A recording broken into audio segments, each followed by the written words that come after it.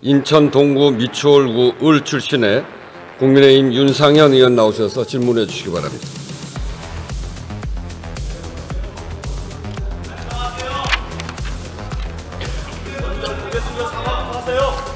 존귀하신 의장님과 선배 동료 의원 여러분, 윤상현 의원입니다. 먼저 총리님 나와주십시오.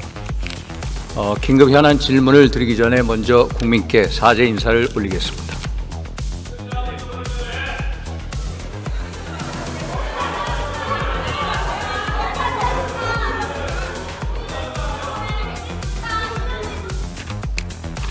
총리님, 12월 3일 비상계엄 사전에 인지하고 계셨습니까? 전혀 인지하지 못했습니다.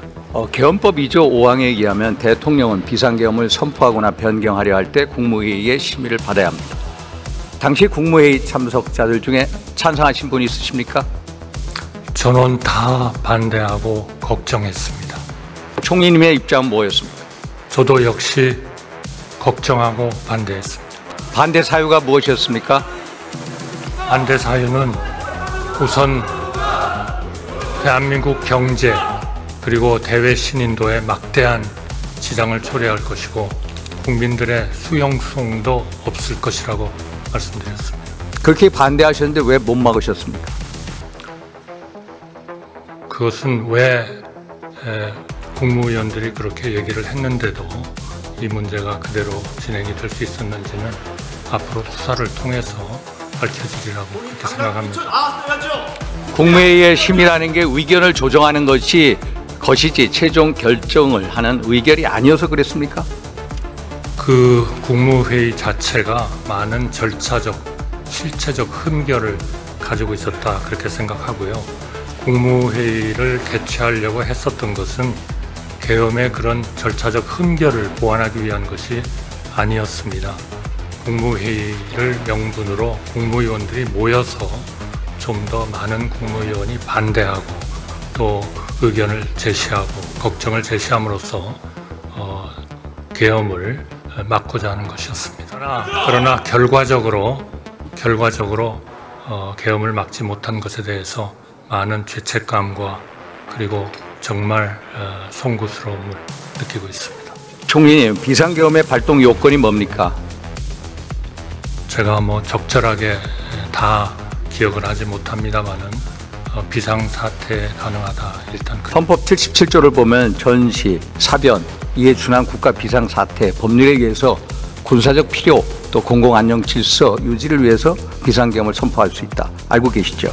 네, 그렇습니다. 비상계엄의 발포 요건, 소위 말해서 전시, 사변, 이에 준한 국가 비상사태 여기에 해당됩니까? 확신이 있습니까?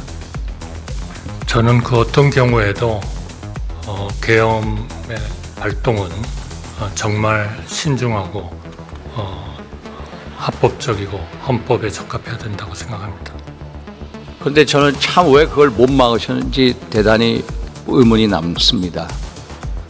모든 국무위원들은 반대하고 걱정했습니다. 총리님, 대통령이 그날 담화를 보면은 어떤 민주당의 지난 22대 국회 들어서서 입법 폭주, 탄핵 폭주, 예산안 폭주와 연관이 있다고 생각하십니까? 어떤 그러한 어려움이 있더라도 계엄을 대응책으로 하는 것은 그거는 헌법과 법률에 합치하고 또 대단히 신중해야 된다고 생각합니다. 물론 예산 폭주, 탄핵 폭주, 입법 폭주를 통해서 정당화시킬 수 없습니다만 대통령의 담화를 자세히 보면 민주당의 입법 폭주, 그간에 민주당이 22대 국회 들어서 얼마나 많은 입법 폭주를 해왔습니까? 그러한 문제는 앞으로 수사를 통해서 밝혀지리라고 생각합니다. 우리 탄핵 폭주 현재 공직자 중에 몇 명이 직무정지되어 있습니까? 지금 많은 국무위원들과 치안 이런 중요한 국정을 담당하는 사람들이 지금 업무 정지되고 있어서 국정의 안정적인 이런 운영을 하는 데는 많은 지장을 받고 있습니다. 고위공직자 22명이 탄핵을 당해서 직무정지가 되어 있습니다. 알고 계시죠? 네, 알고 있습니다. 검사 탄핵 몇 명이 됐습니까? 상당히 많은 숫자가 된 것으로 알고 있습니다. 법관 탄핵을 겁박하면서 사법기능을 무력화하려는 시도 있었습니까? 그런 일이 있는 것은 알고 있습니다만 그 모든 것이 요즘 정지시켜줘. 조용히. 아니 그래도 국회의장한테 그렇게 하는 건 아니죠. 네. 그 모든 것이 또 이것과 다른 견해의 토론이 또 있으니까 또 저 이야기 들어보시죠. 그 모든 것에 대한 대응책이 계엄이 될 수는 없다고 생각합니다.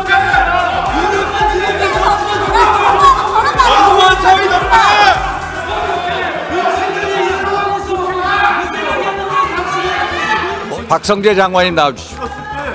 장관님, 검찰은 윤석열 대통령을 소위 말해서 직권을 남용하여 내란, 소위 말해서 국헌문란의 내란, 폭행을 일으킨 내란 혐의로 지금 조사하고 있죠. 그 혐의를 두고 조사하고 있는 것으로 알고 있습니다. 네. 우리 장관님 최고의 법률가시잖아요. 형법상 내란죄 구성 요건이 뭡니까? 헌법보다는 형법에 형법. 87조에 네. 내란죄 구성 요건이 구성되어 있는 것으로 알고 있습니다. 내란죄가 구성되기 위해서는 첫째, 국토 참전이 있어야 되고, 둘째, 국헌문란이 있어야 됩니다. 예. 국토 참전 어떻게 생각하십니까? 이번에는 그 상황은 아니라고 생각합니다. 그럼 국헌문란은 어떤 걸 국헌문란이라고 얘기합니까? 형법 91조의 국헌문란에 대해서 정의가 되어 있습니다. 헌법과 법률의 절차에 의하지 않고 헌법과 예. 법률의 기능을 소멸시키는 거, 그게 국헌문란 하나고요. 예. 또 하나는 헌법기관을 강압에 의해서 전복시키고 권능 행사를 불가능하게 하는 게 두 번째입니다. 이거에 정확하게 맞습니까? 법 조문에 그렇게 되어 있습니다. 예를 들어서 그 당시 상황을 보면은 언론사, 방송사 다 군대가 안 갔고 국회와 선거관리위원회만 갔거든요. 그래서 이 법조문이 제대로 적용되는지 법무부에서는 검토를 안 하십니까? 저희들이 따로 검토한 바는 없고 수사기관에서 수사에 필요한 때에 검토하고 있을 것으로 생각합니다. 내란죄가 성립되기 위해서는 고의성과 목적성이 있어야 됩니다. 우리 중앙대 이호인 교수 알고 계십니까? 중앙대학교의 이인호 법률대학교 교수님 알고 계세요? 예. 개인적으로 모르지만은 그런 교수님이 계시다는 걸 알고 있습니다. 이인호 교수의 주장에 따르면은 대통령이 설사 직무 판단에 있어서 위헌 행위를 할지라도 처벌할 수 없다라고 주장하고 있는 거 아십니까? 그런 취지의 글을 게시한 것을 본 적이 있습니다. 예를 들어서 국회가 법률을 만들었습니다. 헌법재판소에서 위헌법률로 확정이 됐어요. 그렇다고 해서 위헌법률을 만든 국회 법률 제정 행위자들을 처벌합니까? 거기에 반드시 국회가- 처벌되지 않는다는 국회가 의견도 있는 것으로 알고 있습니다. 국회가 부당한 탄핵 소추했습니다. 헌재에서 기각됐어요. 국회를 처벌합니까? 그러지는 않는 것으로 이게 이인호 교수의 주장입니다. 한번 법률적 검토를 해주십시오. 저희들이 살펴보겠습니다. 김대중 대통령 아시다시피 자, 2000년도 6.25 여기서도 무슨 소리인지 잘 안 들립니다. 좀 4억 5천만 들어보세요. 달러의 돈을 북한에 송금했습니다. 알고 계시죠? 문제가 된 적이 있는 것으로 알고 있습니다. 이거를 처벌하지 않았습니다. 이유가 뭡니까? 통치행위라고 판단한 것으로 알고 있습니다. 통치행위라고 해서 처벌 안 했습니다. 그러면 1997년 대법원 판례를 보면은 비상계엄은 고도의 정치행위, 통치행위로 보고 있습니다. 알고 계십니까? 그런 의견도 있는 것으로 알고 있습니다. 2010년도 대법원 판례에 의하면은 고도의 정치행위에 대해서는 대통령의 권한을 존중하면서 사법심사를 자제하는 선에서 위헌성을 심판해라. 이게 대법원 판례입니다. 알고 계십니까? 그런 결정은 알고 있습니다. 제가 이런 말씀을 드리는 이유는